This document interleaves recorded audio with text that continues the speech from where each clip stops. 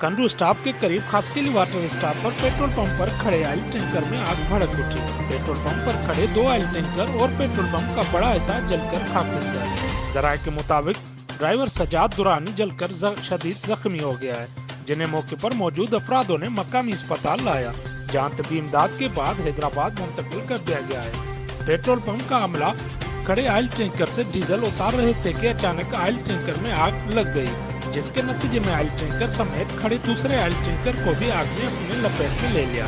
इत्तला मिलने पर DSP खेबरानी, SHO खेबरानी, police अमला और मोटर पुलिस भी जाए मौका पर पहुंच गई। वहां मौजूद शहरियों का कहना था कि हमने फायर ब्रिगेड की गाड़ी के हमरा पुलिस को इत्तला दी, ताहम कोई नहीं पहुंचा, जिससे ये नुकसान हो